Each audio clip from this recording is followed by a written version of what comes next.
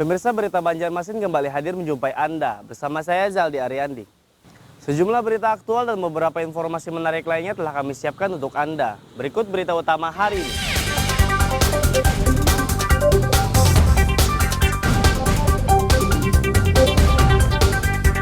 Desa Sungai Raya kebanjiran akibat meluapnya air Sungai Riam Kiwa.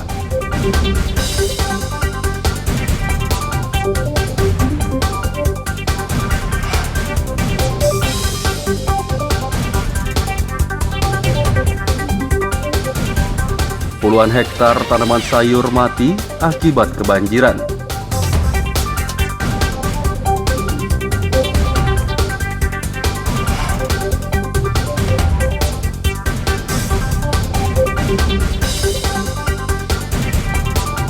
Tujuh rumah di permukiman padat penduduk kota Banjarmasin terbakar.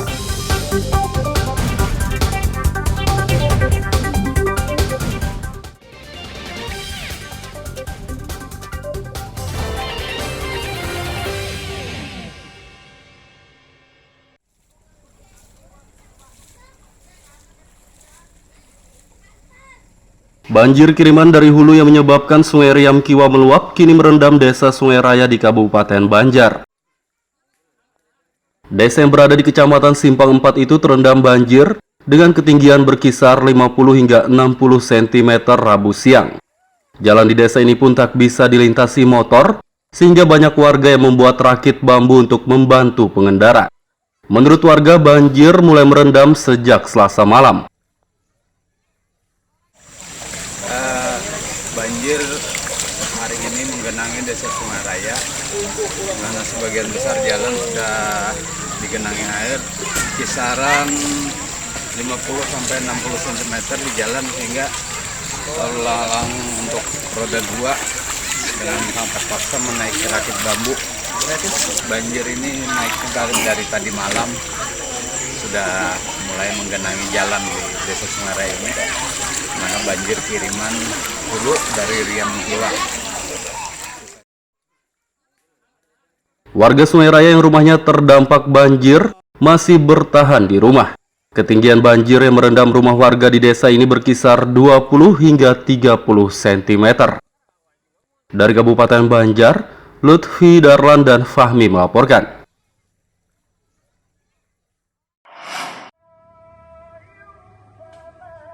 Pembangunan kawasan aman, indah, ramah, santun, dan tertata rapi atau air santri di Kabupaten Banjar kebanjiran. Proyek nasional dengan anggaran 32 miliar rupiah itu terendam sejak beberapa hari lalu akibat curah hujan tinggi dan meluapnya Sungai Martapura. Pembangunan pun dihentikan sementara waktu dan pelaksana memutuskan memperpanjang pengerjaan atau adendum hingga Oktober 2022. Adendum dilakukan karena ada penambahan pengerjaan jalan di sepanjang kawasan tersebut. Dengan kondisi seperti ini, seperti yang sekarang ini, air ini tambah naik nih air nih. Jadi ada pekerjaan-pekerjaan yang terhambat untuk dilaksanakan pekerjaan itu, antara lain ya ini pengerukan tanah sekitar Siring ini, kemudian cor beton seperti ini karena bawahnya ada BGC yang tidak dipasang, kemudian curah hujan yang tidak menentu. Seringkali hujan ini kan turun setelah tengah hari misalnya itu, jadi kalau ada pengecoran itu ya dari pihak kontraktor kasihan juga, akhirnya campuran beton tuh menjadi bubur beton, jadinya kurang maksimal. Sebelumnya pembangunan air santri ditarget rampung pada bulan Mei mendatang. Saat ini progres pengerjaan telah mencapai 75%.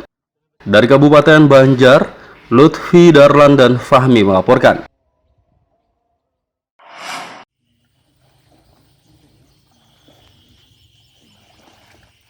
Puluhan hektar tanaman sayur di Desa Sawahan, Kabupaten Batola mati akibat terendam banjir.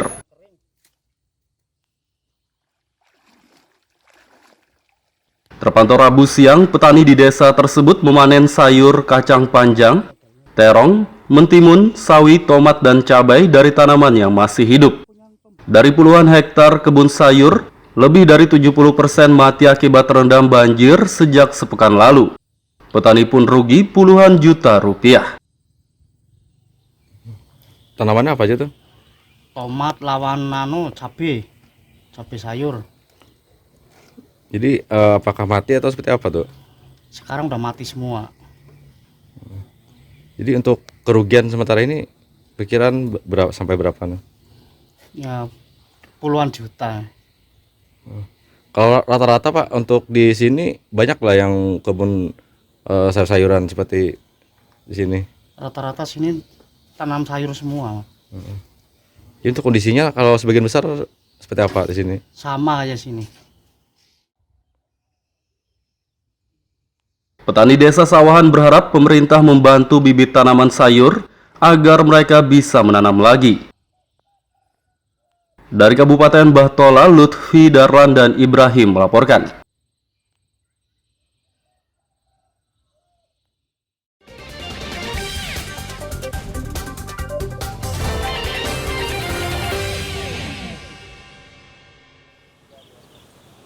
Pemirsa masih bersama kami dalam Berita Banjarmasin.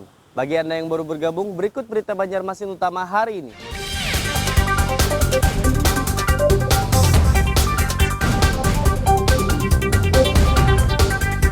Desa Sungai Raya kebanjiran akibat meluapnya air Sungai Riam Kiwa.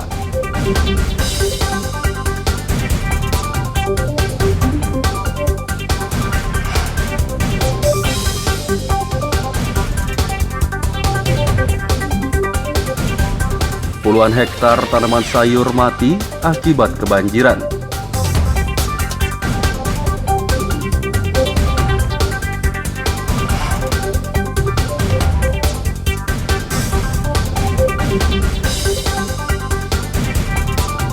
Tujuh rumah di permukiman padat penduduk kota Banjarmasin terbakar.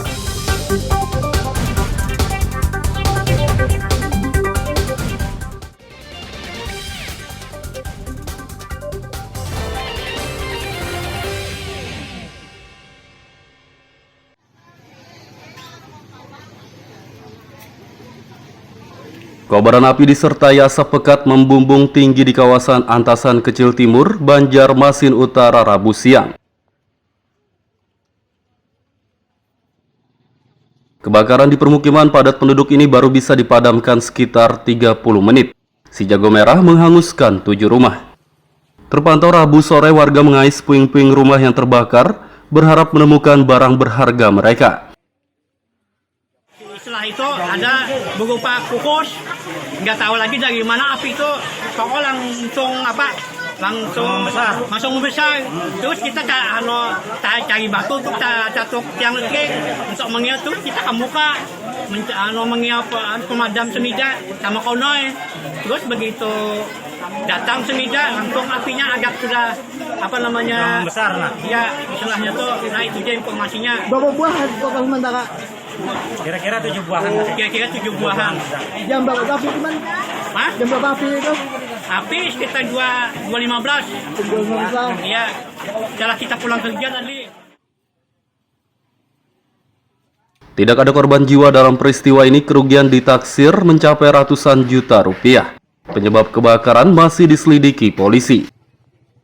Dari kota Banjarmasin, Lutfi Darlan dan Hafiz Arahman melaporkan.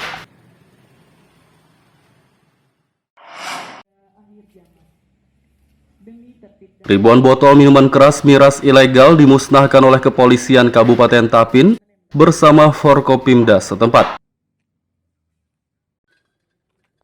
Pemusnahan digelar di Mapolres Tapin, kawasan Bitahan, Kecamatan Lopaikat, Rabu pagi. Ribuan botol miras berbagai merek itu dimusnahkan dengan cara dilindas mobil stum.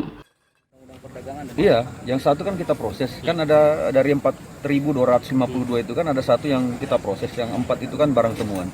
Jadi lagi masuk dalam proses penyidikan dan nanti ditangani oleh Kejaksaan Negeri Tapin. Sudah termasuk darurat miras kah di Tapin, Pak? Belum. Cuma ini kan harus namanya tadi itu fixing the broken windows kan, harusnya kita peduli. Jadi tatanan yang tidak bagus itu harus kita dari kecil harus sudah deteksi dini, jangan sampai nanti membesar jadi nanti jadi masalah besar. Ini sebenarnya masalah kecil, cuma kalau dibiarin nanti berakibat fatal bagi Kaptipmas di wilayah Tapin. Siap ya. Target ke depan Ya, tetap nanti untuk bulan suci Ramadan ini tetap kita akan lakukan operasi cipta kondisi, termasuk nanti preventif, termasuk nanti penegakan hukum. Total ada 4.252 botol miras yang dimusnahkan. Semuanya adalah barang bukti yang disita dalam 3 bulan terakhir. Dari Kabupaten Tapin, Lutfi Darlan dan Abdillah melaporkan.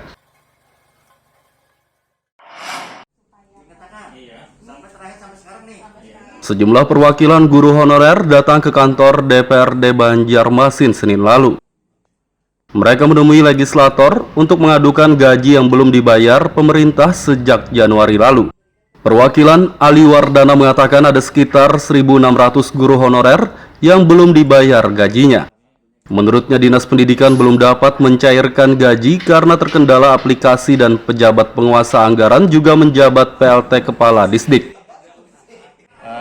Akan membantu memfasilitasi nantinya penyampaian aspirasi kawan-kawan dengan dinas terkait, apakah itu Dinas Pendidikan dan Badan Keuangan Daerah, supaya insentif ini bisa segera terlaksana.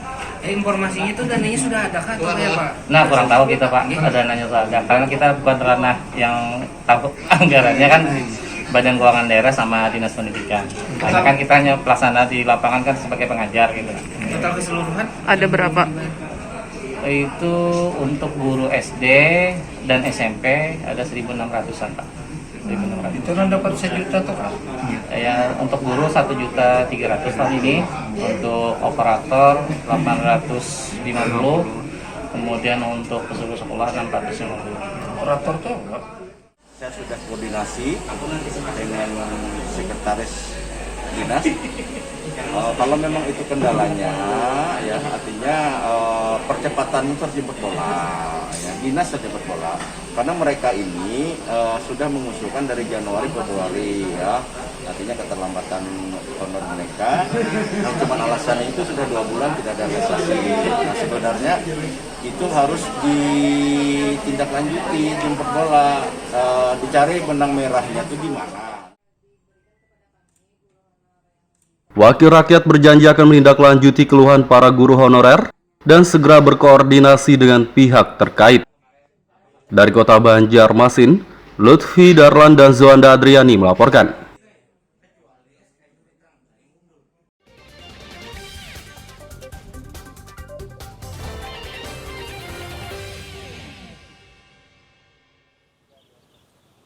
Pemirsa masih bersama kami dalam Berita Banjarmasin. Bagi Anda yang baru bergabung, berikut Berita Banjarmasin utama hari ini.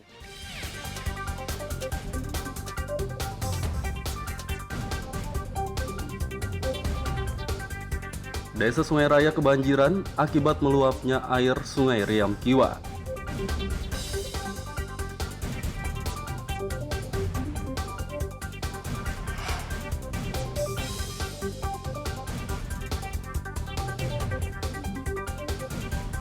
Puluhan hektar tanaman sayur mati akibat kebanjiran.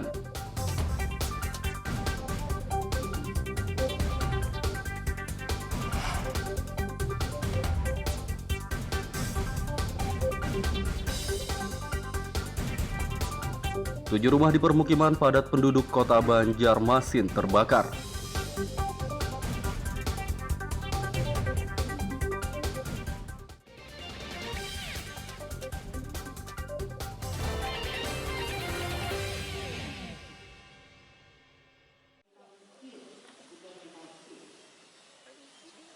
Menjelang Pekan Olahraga Pelajar Daerah atau Popda, Ikatan Pencaksilat Indonesia IPSI Kota Banjarmasin menggelar kejuaraan pencaksilat. Kejuaraan digelar di Gedung Hasanuddin HM, kawasan Pangeran Antasari, Banjarmasin Tengah, Rabu kemarin. Kegiatan diikuti 170 pesilat dari 34 perguruan. Ketua IPSI Muhyar mengatakan kejuaraan ini digelar untuk menjaring atlet-atlet pelajar berprestasi yang akan mewakili Banjarmasin di ajang Popda. Dengan kejuaraan atlet remaja untuk menyongsong ke Popda. Kalau untuk Porprov, memang kita lihat lah kondisi di sini, kalau memang ada atlet yang memang prestasinya luar biasa, itu akan kita coba masukkan kita untuk Porprov, karena untuk atlet Porprov kan sebenarnya sudah kita seleksi. perguruan, semua perguruan. Jadi ada 33, kemudian tadi ada 34. Nah, ada 174 kan tadi kan. Ya rata-rata satu perguruan itu kan sekitar 100 lebih lah. Jadi kalau yang PSHT aja kan sampai 700. PSHT aja kan 700. Ini kan 34 lah. Ya kalau rata-rata 250 ya seitulah atlet remaja-remaja dewasa yang bisa kita bina. Kejuaraan pencaksilat ini digelar selama 2 hari yakni tanggal 23 hingga 24 Maret 2022. Dari kota Banjarmasin, Lutfi Darlan dan Ahmad Fauzi melaporkan.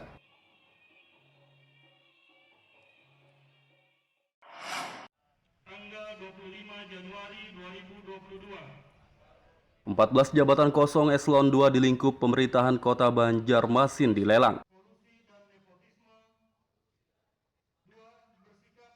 Pendaftaran lelang jabatan dibuka sejak 10 Maret lalu. Ada 59 peserta yang mendaftar, namun yang lulus administrasi hanya 54 orang. Wali Kota Ibnu Sina mengatakan untuk menjadi pejabat eselon 2 tidak hanya menonjolkan prestasi saja, tapi juga harus loyal kepada pimpinan. Hasilnya nanti 3 nama akan disampaikan kepada pimpinan. Nah, 3 nama inilah yang kemudian sebetulnya 3-3-nya layak. Itu prinsipnya. Siapapun yang dipilih, karena disitulah kewenangan pimpinan ada dan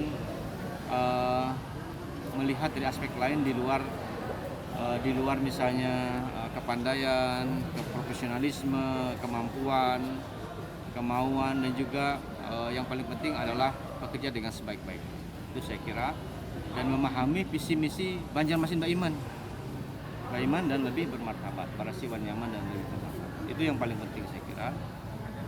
Selamat mengikuti asesmen dan juga mengikuti lelang jabatan ini dan mudah-mudahan nanti berhasil dan kita mendapatkan SDM terbaik untuk mengisi jabatan-jabatan yang ada di pemerintah kota Banjarmasin, terutama jabatan eselon 2. Ibnu Sina berharap pejabat yang nantinya terpilih mampu membantu menyukseskan visi misinya. Dari kota Banjarmasin, Lutfi Darlan dan Hudael melaporkan.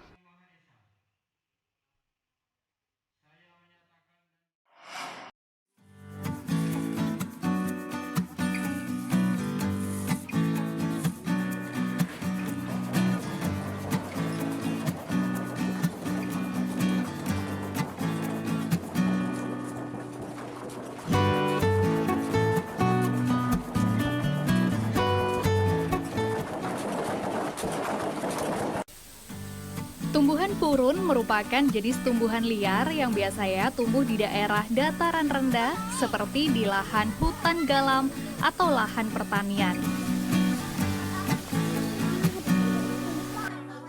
Tumbuhan ini biasanya digunakan untuk membuat berbagai macam kerajinan anyaman seperti bakul, tikar, topi, tas, dan berbagai macam kerajinan lainnya. Kerajinan anyaman purun biasanya ditekuni oleh kaum ibu-ibu petani seperti di Kabupaten Batola ini. Penganyaman tumbuhan purun menjadi kerajinan merupakan kegiatan yang biasa mereka lakukan sehari-hari di sela waktu mereka bertani.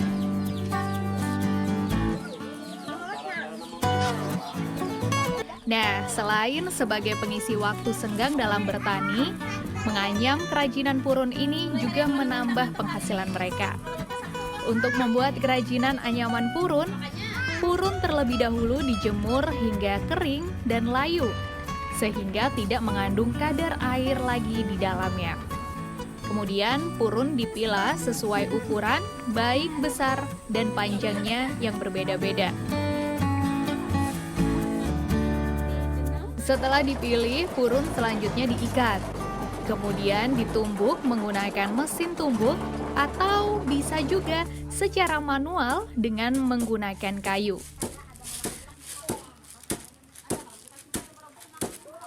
Proses ini akan membuat purun lebih kuat dan benar-benar kering serta tidak mengandung kadar air lagi.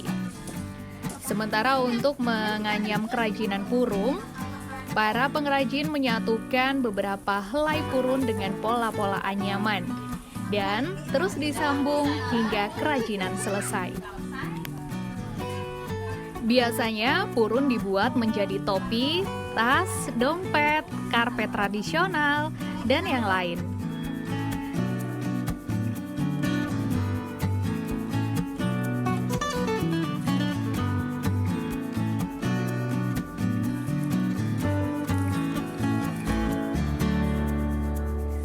Salah seorang pengrajin anyaman purun, yaitu Erna, mengatakan membuat kerajinan purun merupakan kegiatan sampingan selain bertani.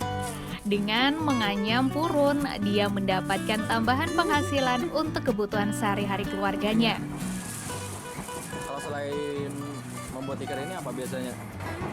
Itu abah rumah petani Bila habis tanam ini sampingannya lagi.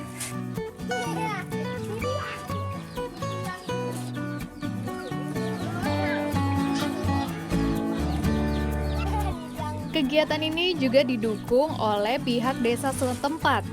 Menurut Kepala Desa Sungai Raya, Amar Jadi, mengatakan agar bahan baku kerajinan purun tetap tersedia, pihaknya telah menyisihkan dana desa untuk budidaya tumbuhan purun. Budidaya purun ini tetap kami kembangkan, yaitu dengan cara salah satunya untuk permodalan kami sisihkan untuk kegiatan di bidang BUMDes. Jadi dana itu kami ambilkan untuk budidaya purun ini dan dianggarkan untuk di dana desa.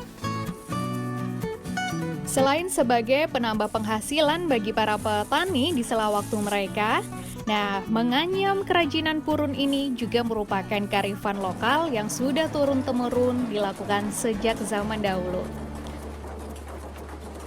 Muhammad Lutfi Darlan melaporkan dari Batola, Kalimantan Selatan.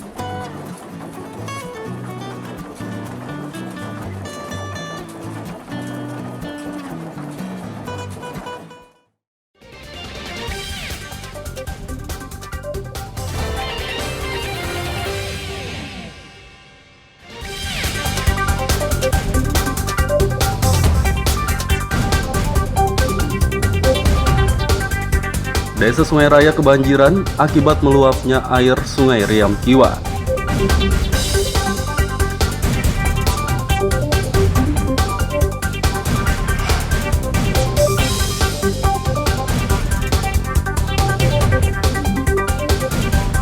Puluhan hektar tanaman sayur mati akibat kebanjiran.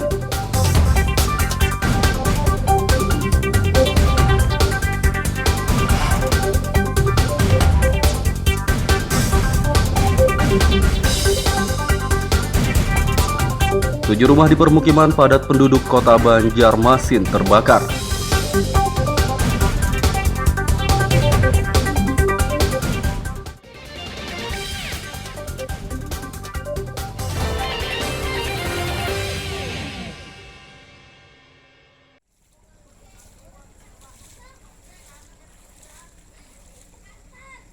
Banjir kiriman dari hulu yang menyebabkan Sungai Riam Kiwa meluap kini merendam desa Sungai Raya di Kabupaten Banjar. Desa yang berada di Kecamatan Simpang 4 itu terendam banjir dengan ketinggian berkisar 50 hingga 60 cm Rabu siang. Jalan di desa ini pun tak bisa dilintasi motor, sehingga banyak warga yang membuat rakit bambu untuk membantu pengendara. Menurut warga, banjir mulai merendam sejak Selasa malam. Banjir hari ini menggenangi desa Sungai Raya, karena sebagian besar jalan sudah digenangi air, kisaran 50-60 cm di jalan, sehingga lalang untuk roda 2 dengan terpaksa menaiki rakit bambu. Banjir ini naik dari tadi malam, sudah mulai menggenangi jalan di desa Sungai Raya ini, mana banjir kiriman hulu dari Riam Kiwa. Warga Sungai Raya yang rumahnya terdampak banjir masih bertahan di rumah. Ketinggian banjir yang merendam rumah warga di desa ini berkisar 20 hingga 30 cm.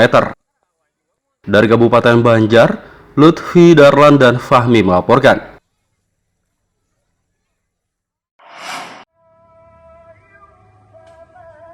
Pembangunan kawasan aman, indah, ramah, santun, dan tertata rapi atau air santri di Kabupaten Banjar kebanjiran. Proyek nasional dengan anggaran 32 miliar rupiah itu terendam sejak beberapa hari lalu akibat curah hujan tinggi dan meluapnya Sungai Martapura. Pembangunan pun dihentikan sementara waktu dan pelaksana memutuskan memperpanjang pengerjaan atau adendum hingga Oktober 2022. Adendum dilakukan karena ada penambahan pengerjaan jalan di sepanjang kawasan tersebut. Dengan kondisi seperti ini, seperti yang sekarang ini, air ini tambah naik nih air nih. Jadi ada pekerjaan-pekerjaan yang terhambat untuk dilaksanakan pekerjaan itu, antara lain ya ini pengerukan tanah sekitar Siring ini, kemudian cor beton seperti ini karena bawahnya ada BGC yang tidak dipasang, kemudian curah hujan yang tidak menentu. Seringkali hujan ini kan turun setelah tengah hari misalnya itu. Jadi kalau ada pengecoran itu ya dari pihak kontraktor kasihan juga, akhirnya campuran beton tuh menjadi bubur beton, jadinya kurang maksimal. Sebelumnya pembangunan air santri ditarget rampung pada bulan Mei mendatang. Saat ini progres pengerjaan telah mencapai 75%. Dari Kabupaten Banjar, Lutfi Darlan dan Fahmi melaporkan.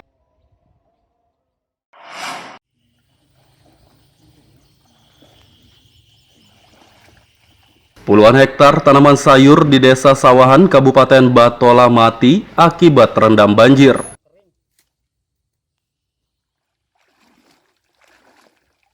Terpantau Rabu siang, petani di desa tersebut memanen sayur kacang panjang, terong, mentimun, sawi, tomat, dan cabai dari tanaman yang masih hidup. Dari puluhan hektar kebun sayur, lebih dari 70% mati akibat terendam banjir sejak sepekan lalu. Petani pun rugi puluhan juta rupiah.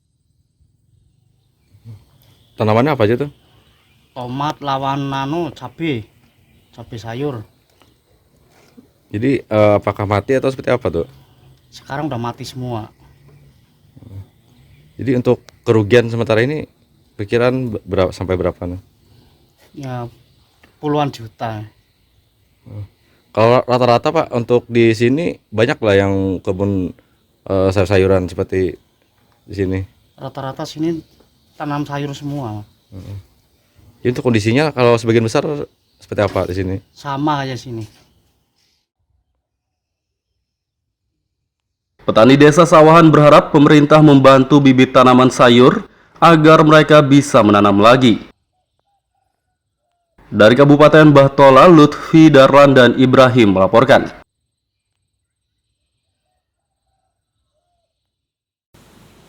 Pemirsa, informasi tadi sekaligus menutup perjumpaan kita kali ini. Saya Zaldi Ariandi beserta redaksi mengucapkan selamat beraktivitas, sampai jumpa.